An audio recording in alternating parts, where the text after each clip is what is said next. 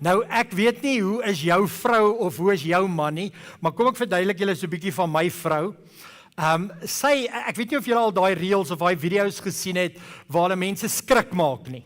So 'n ou staan agter die deur of 'n ou het 'n mombakkies aan, of hy maak of hy iemand kaap of wat ook al. Wel, dit gebeur net hier in Suid-Afrika, maar dan skrik daai mense, hulle so en ons lag verskriklik lekker vir hulle reaksies, nê. Party ons gaan vries net, ander ouens skree, ander ouens vloek. Hulle vloek nooit nie, maar dan vloek hulle die hele tyd, nê. Party ons hardloop weg, party ons wil slaan.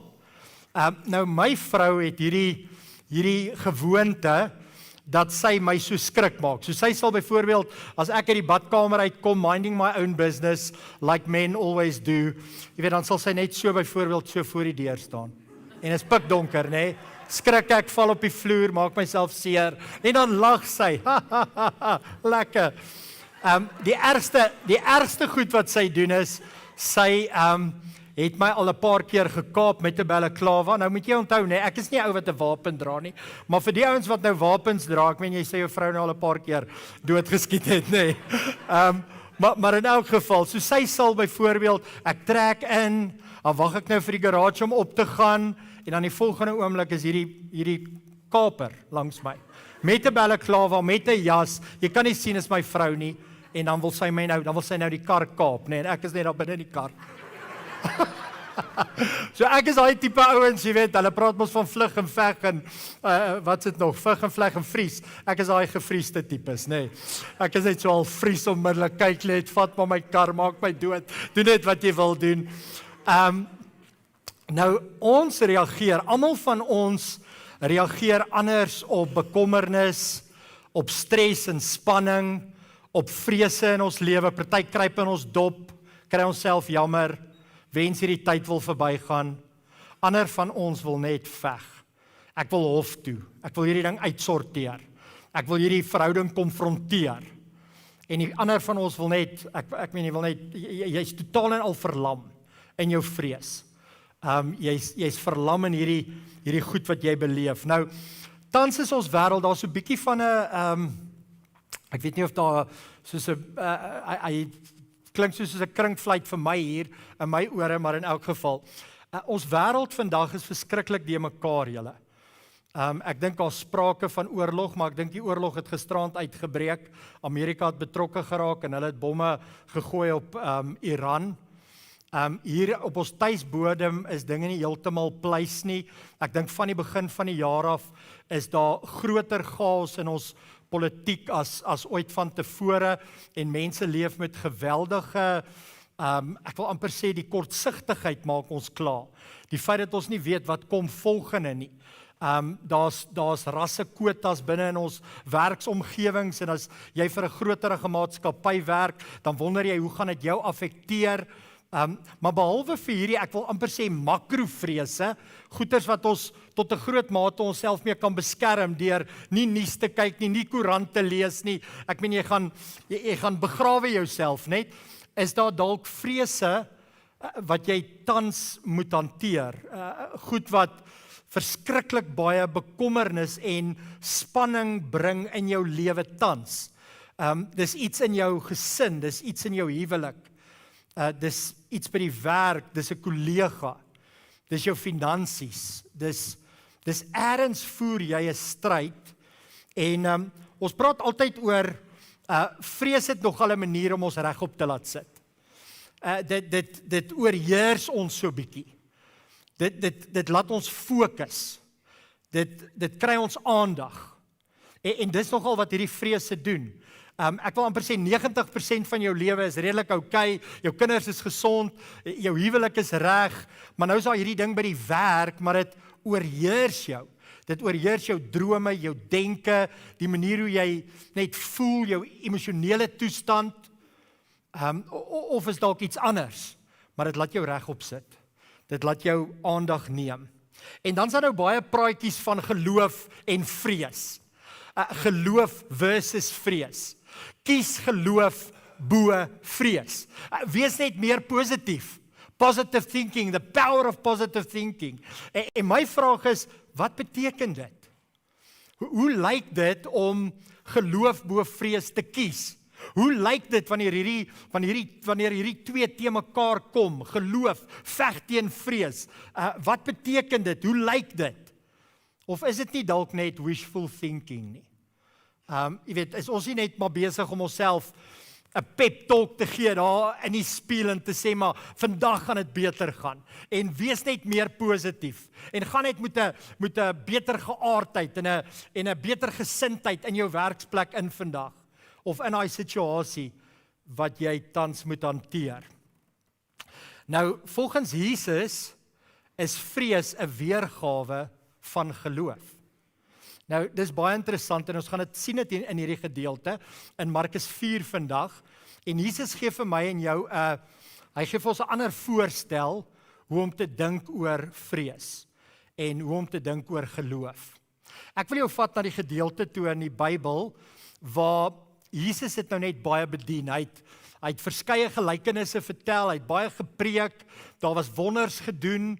Hy het die Heilige Gees ontvang, daar was ek wil amper sê hierdie output, daar was die hele tyd hierdie bediening wat plaasgevind het, en dan sê hy vir sy disippels, kom ons vaar na die ander kant toe, van die meer van Galilea, en dan rus ons net bietjie, en ons sien ook hoe hy onmiddellik aan die slaap raak in die boot, maar dan breek daar 'n storm uit, en daar was geen sprake van 'n storm gewees nie, en miskien was daar geen sprake van 'n storm, 'n paar dae terug in jou lewe nie, maar jy bevind jouself dalk in 'n storm.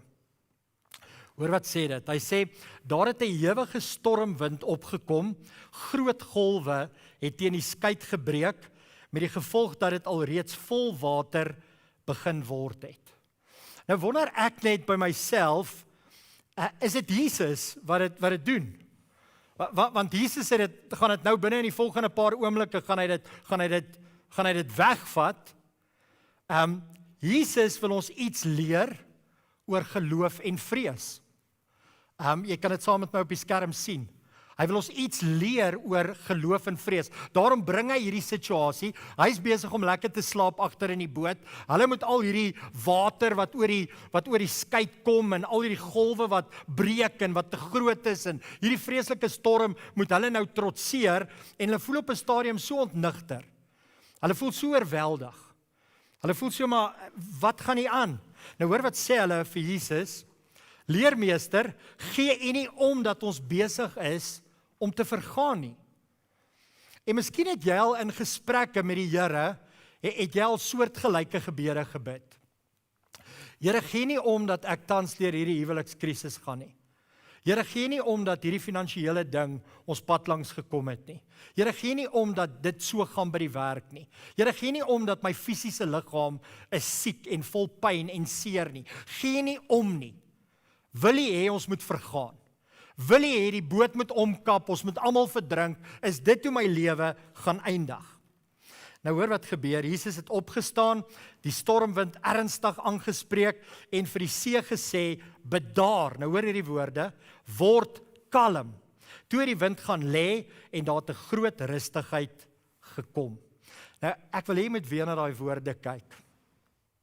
Party van ons begeer dat daar 'n bedaar moet kom, 'n rustigheid moet kom, 'n kalmte moet kom. Dat die Here net jou storie, jou huidige omstandighede so kom verander. Nou hier is vir my amazing. Jesus het 'n gesprek met die natuur. Hy praat met die wind, hy praat met die storm, hy praat met die golwe. En dan kom hierdie rustigheid, dan kom hierdie kalmte wat heers oor die see. En dan vra hy vir hulle 'n vraag. Hy sê vir hulle, hoekom is julle so verskrik? Vertrou julle my nog steeds nie?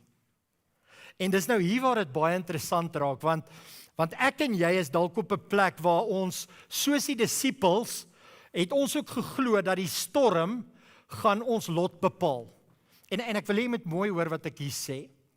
Die huidige ding wat jou lewe bedreig, dit wat jou lewe is op die spel, as hierdie finansiële ding nie deurkom nie, kan ons alles verloor. As hierdie ding by die werk nie uitgesorteer word nie, kan ek my werk verloor.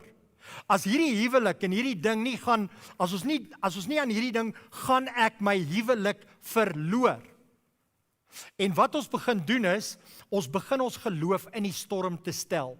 Ons begin ons geloof te stel in die mense wat besluite neem oor jou posisie by jou werk. Of jy begin jou fokus en jou geloof te stel in die persoon wat gesê het, hulle gaan vir jou geld gee, of 'n belegger wat gaan inkoop by jou maatskappy, of by hierdie nuwe ding wat jy beplan het. Of jy begin jou geloof te stel in jou vrou, of jou man, die een wat nou die probleem veroorsaak in jou lewe. En jy kyk die hele tyd daarna.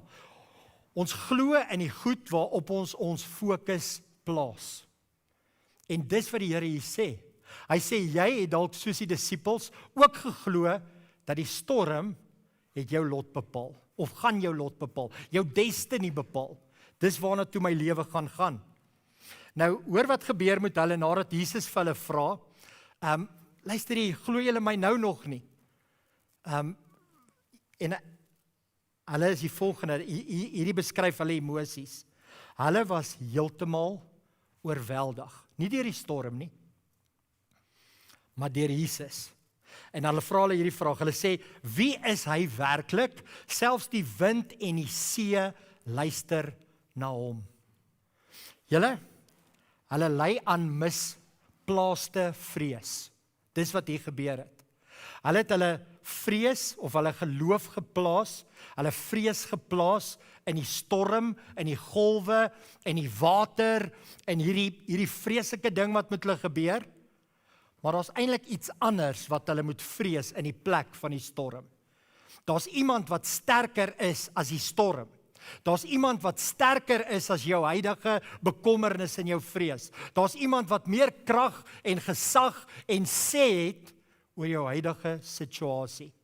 En wat hulle hier agterkom is, ons het die hele tyd gefokus op die verkeerde ding. Ons moes in die eerste plek na Jesus toe gegaan het.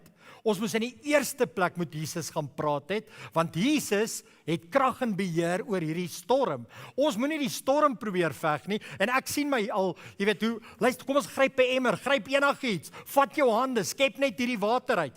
En ek sien hoe baie van ons in hierdie skei sit en hierdie boot sit van jou lewe, en die water is besig om in te tap, en al wat jy doen is, jy gryp die naaste emmer, en jy's net besig om water uit te skep. Jy's al besig met jou hande, en dit is 'n lost cause. Niks gebeur nie. Jy raak net meer gespanne, jy vrees net meer, jy's net in groter bekommernis, want nou probeer jy hierdie ding veg in jou eie krag. En al waarop jy fokus is hierdie groot golwe, en op hierdie vreeslike wind. Misplaaste vrees. Julle het al gehoor van die vrees van die Here. Om te vrees vir die Here, om 'n ontzag en 'n respek te hê vir die Here, dat die Here die finale sê. Nou, hoor wat sê Jesus, daar was op 'n stadium hier in Lukas 12, is daar fariseërs wat hulle kom bang maak. Vir hulle sê, maar julle is deel van 'n sekte, Jesus is nie die werklike rabbi en Messias nie, en hulle probeer hulle te intimideer, die disippels te intimideer, en dan praat Jesus met hulle, en hoor wat sê hy vir hulle, ek sê vir julle my vriende, moenie bang wees vir die wat julle wil doodmaak nie, hulle kan net die liggaam doodmaak. Moenie bang wees vir moet asseblief tog net nie, die volgende tydperk wat ons gaan bedien, jou fokus plaas op die fariseërs nie. Ek weet hulle het die mag om jou dood te maak. Ek weet hulle het die autoriteit. Hulle kan die strings kan hulle trek, en dan, hulle kan dit so laat gebeur, dat jy gearresteer word, in 'n tronk beland, moontlik tereggestel word. Ek weet hulle het daai vermoë. Maar moenie op daai vrees konsentreer nie. Dan sê hy, maar ek sal julle sê wie om te vrees. Julle moet ontzag hê vir God, wat die mag het om mense dood te maak en hulle daarna in die hel te gooi. Ja, ek sê vir julle, hom moet julle vrees. Wanneer jy in 'n situasie is dit so maklik. Ek wil amper sê ons default setting is om te gaan na ek gaan hierdie ding uitsorteer. Ek gaan dit my fokus maak. Hy sê maar daar's een wat baie groter is, en ons kan nou stories vergelyk, en elke ou se storie gaan ek meen, dit gaan verskriklik klink. Hierdie is my ding, hierdie is my ding, hierdie is my omstandighede. En dan vat jy dalk maar net weer joune terug en sê, nee, okay, hou julle sinne, ek sal maar myne hou. Maar die Here sê, nie een van ons moet vashou aan ons sinne nie. Jou lewe verander nie deur aan jou lewe vas te hou nie. Jou omstandighede verander nie deur om aan jou omstandighede vas te hou nie. Jou omstandighede verander nie deur te fokus op die storm nie. Jou omstandighede, jou lewe, jou hart, jou gesindheid, jou karakter verander die oomblik wat jy besef, maar daar's 'n God wat baie groter is as hierdie omstandighede. En as hierdie God wil, wanneer, soos hy kan, sal hy ingryp en hy sal hierdie situasie wegvat. Miskien is jy ook op die oomblik in die boot waar die Here gesê het, kom ons vaar oor na die ander kant toe. Maar hy het geweet daar kom 'n storm. Hy het geweet jy sal dit kan hanteer. Hy het geweet dat in sy krag is dit vir jou alles moontlik, maar jy's dalk nou in daai situasie. So as jy gaan aanneem dat jou lot deur iets of iemand bepaal word, vertrou God. As jou aanname is dat hierdie finansiële ding gaan my doodmaak, vertrou die Here. As jy aanneem dat jy kan nie hierdie huwelik van jou uitsorteer nie, net die Here kan dit doen, vertrou die Here. As jy aanneem dat hierdie land van ons gaan uitmekaar uitval, gaan na die Here toe. Wat gaan jy doen? Ek het hierdie afgelope tyd, en dit was 'n groot fout van my, het ek so ingezoom op die nuus. Elke moontlike nuuskanaal wat ek kon kyk. Ek wou presies weet, wat gaan volgende gebeur, wat voorspel hulle, wat is die situasie, dat ek naderhand so die nuus begin glo het. Luister, as ek by mense kom en ek praat met mense, dan sê ek vir hulle, het julle gehoor wat gaan nou gebeur? Het julle gehoor wat gaan nou met ons gebeur? Wat is hierdie situasie? En is asof die Here net vir my wil kom sê, maar ek's baie sterker, baie groter as hierdie situasie van jou. En ek wil hê jy moet wegbeweeg daarvan af. Miskien is nuus nie jou storie nie. Miskien is die land se krisis nie jou storie nie, maar wat is jou storie? En as jy aanneem dat daai storie jou lot gaan beïnvloed, vertrou die Here. Vertrou die Here. Maak oop vir hom. Nou wat ek hou van Petrus hulle en Johannes hulle wat saam in die boot was, is hulle het geleer. Want ons sien net 'n paar jaar later, hoe staan hulle in 'n situasie, hulle is weer in 'n storm, en kyk wat doen hulle dan. Hulle het 'n man genees, kan julle onthou, hulle het elke middag 3 uur na die tempel toe gegaan, nadat Jesus nou al opgevaar is, nadat die Heilige Gees uitgestort is op hulle, het hulle elke middag 3 uur na die tempel toe gegaan, hulle het gaan bid, toe is daar 'n arm krepeel bedelaar, en hy vra vir genesing. Nee, hy vra vir geld. En hulle sê, geld het ons nie, maar dit wat ons het, gee ons vir jou, in die naam van Jesus, staan op, en daai man wat al jare by die tempelpoort staan, word genees. En nou is daar hierdie polemiek, want die Joodse leiers en die priesterhoofde wil weet, wat het hier gebeur? Wat se kulkuns is dit?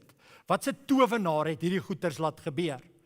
En dan kom hulle voor die raad, hulle word eers gearresteer, nou dink hulle by hulle self, ons is nou presies waar ons was, 'n paar jaar van tevore in die boot. Hier's 'n massive storm. Ons sit in die tronk, ons hofsaak gaan nou kom, maar dit lyk nie vir ons goed nie, en ons gaan 10-1 sterf, omdat ons hierdie sekteleier verkondig, hierdie evangelie van Jesus Christus verkondig, en mense wat verlos word. En dan kom hulle voor hierdie raad. Nou, jy sou dink, weet ek en jy, kom ons wees eerlik met mekaar. Jy sou eerder, ja, luister die, wat hier gebeur het, weet ons nie eintlik wat gebeur het nie, en jy weet, laat ons net vry gaan, jy weet, kom ons sê die regte goed. Maar hoor wat gebeur met hulle. Hulle het die 2 apostels voor hulle laat bring, en hulle onder druk gesit met die vraag, deur watter krag en in watter naam het julle dit reg gekry? Julle was by die ou gewees, toe hy nog al gelê het en nie kon loop nie, en toe julle daar wegstap, toe kan hy ou loop. So wat het hier gebeur? En dan sê hy, ek wil dit duidelik stel aan julle almal en aan die hele volk Israel, dat hy gesond gemaak is in die naam van Jesus Christus van Nasaret.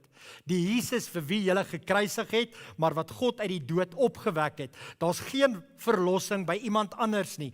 Daar's geen ander naam op aarde wat mense kan aanroep om verlos te word nie. Die raadslede was verbaas toe hulle Petrus en Johannes se waagmoed sien, want hulle het besef, dis gewone mense sonder enige besondere opleiding. Nou ek wil net hê jy moet hierso.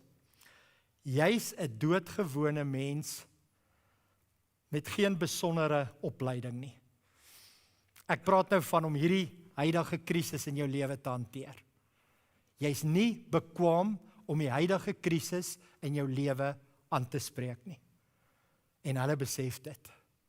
Nou kom ek gaan net verder. Hy sê, hulle het hulle ook herken as mense wat saam met Jesus was. Julle, en hier is die groot bemoediging, hier is die groot antwoord.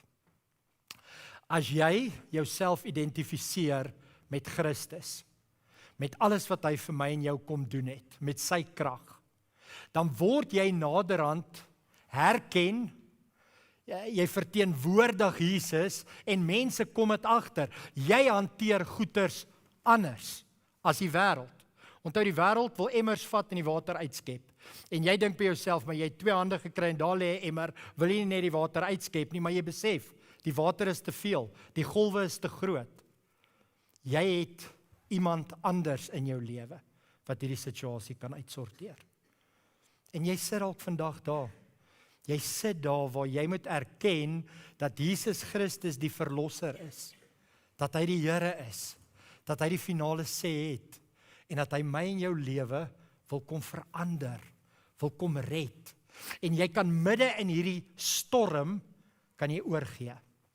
En jy kan vra, Here, laat u wil geskied. Ek het nie meer antwoorde nie.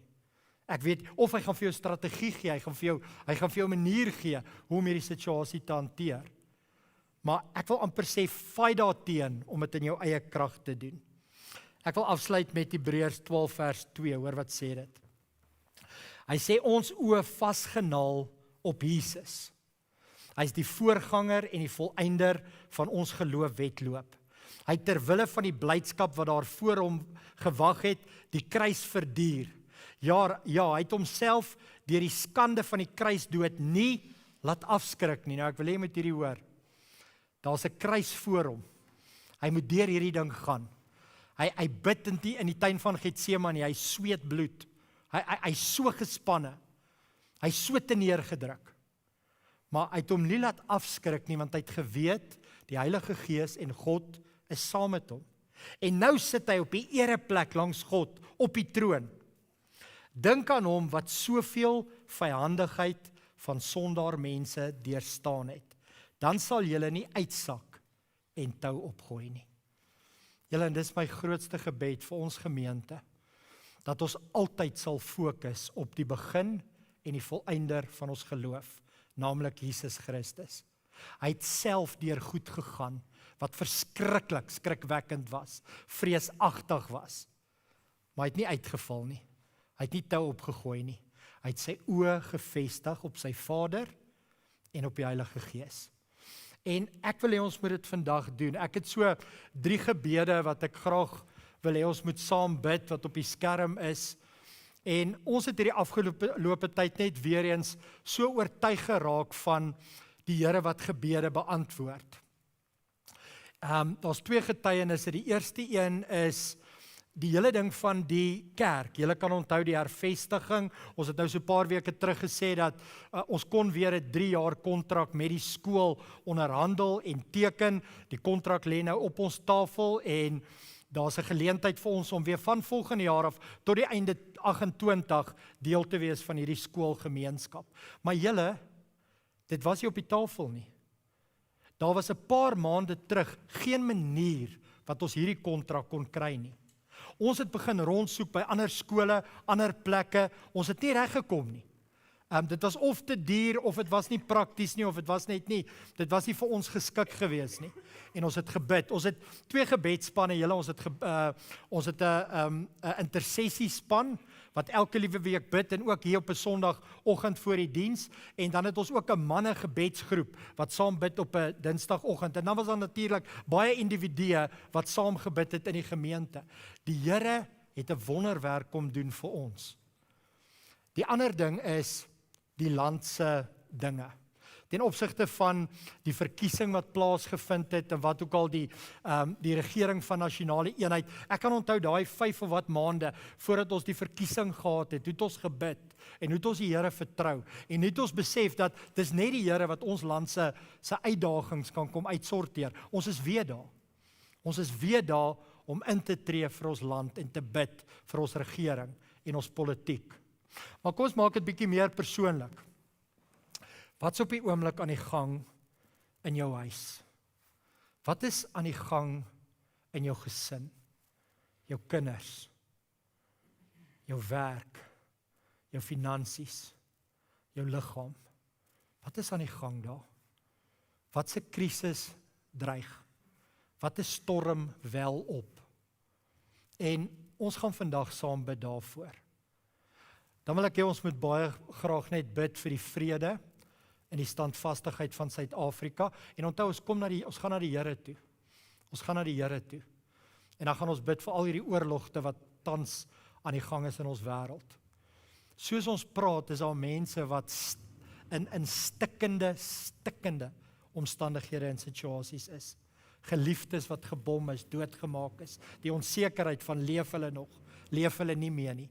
Weet, ek en jy is wat duisende kilometers ver. Ons praat so koud daarvan. Daar het gister 3 bomme geval op Iran. Daardie ander dag 3 bomme geval op Israel. Die Oekraïne oorlog wat aangaan, daar duisende mense wat hulle lewens verloor het. Almal is gekoppel aan 'n gesinslid, aan 'n familie. Dis 'n broer, dis 'n kind, dis 'n pa, dis 'n vrou. Dis 'n klein babietjie. Dis verskriklik. En ons kry vandag die geleentheid om hierdie situasies net so na die Here toe te vat. En te sê, Here, in die eerste instansie kom bid ek vandag vir my gesin. Ek bid vir ons land, en ek bid vir die wêreld wat so gebroke en so stikkend is. En Here, ons het vandag geleer, dat U is in beheer van die natuur. U is in beheer van die oorlogte. U is in beheer van alles. Ons erken wie U is, en ons erken ook in wat se situasie ons hier sit. Kom maak hierdie storms stil. Hoe jy dit wil doen, jy kan besluit, maar kom maak hierdie storms stil.